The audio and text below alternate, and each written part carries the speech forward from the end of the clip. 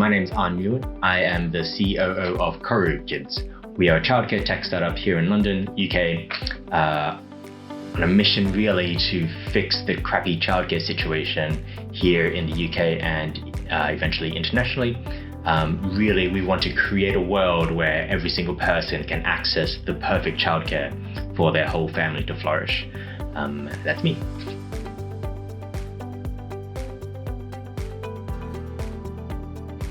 I don't think anyone really ever plans on becoming a COO, or at least not when they're studying. It's not a job that's well known or well understood, I should say. I had a really broad range of experiences before becoming a COO, and I think that contributed a large part to it. So straight out of my undergrad, I joined a FinTech startup in Australia back in 2006, probably. So long ago that it wasn't really called a FinTech startup. It was called, it was basically just a small business in the financial services space that was young and struggling to survive, which I guess right now you'd call FinTech.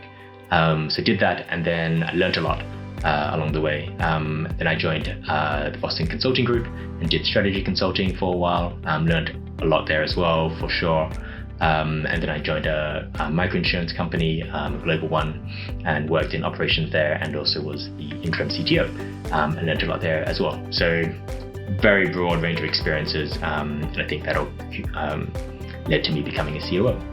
Realized I do have a broad range of interests. I am a generalist at heart, and I think that kind of drew me to the role as well.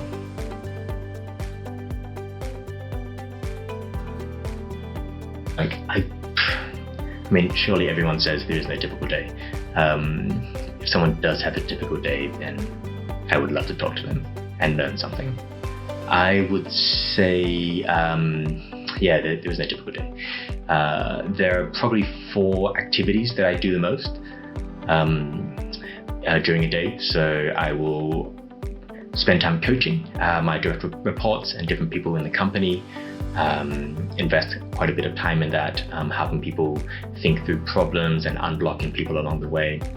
I will spend time doing deep thinking. So usually I'll be tackling a certain topic or theme within a week or a month. So I'll make sure I invest time in deep thinking. Otherwise, I'll never get around to actually doing the thinking part. That's really important. And then I have meetings, lots of meetings. I used to think meetings were bad, but then Andy Grove, high output management, really crystallized in my mind that meetings are really just a medium of work. And so I use meetings to get things done. I guess there's really 2 different types, like one type of meeting just for pure information gathering, listening, debating, kind of putting things out on the table. That would be meeting type A, I guess. And meeting type B is decision making. So once everything's kind of laid out and we understand as much as we possibly can about something, having meetings to make decisions. That's a typical day.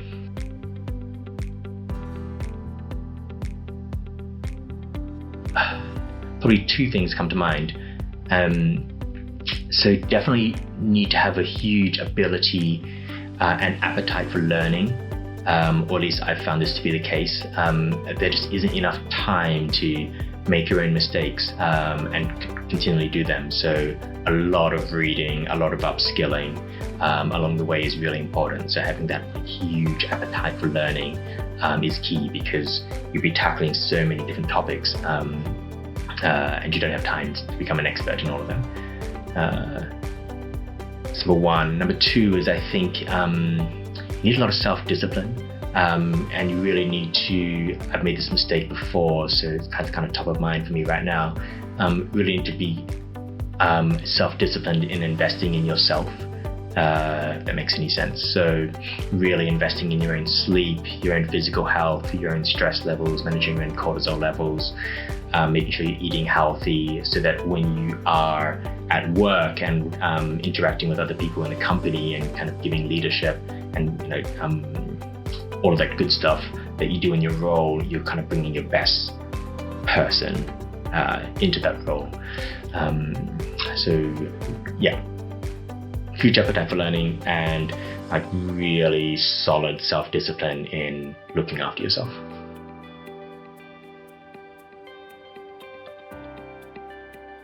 kind of contradictory to what I said earlier about no one really planning on becoming a COO.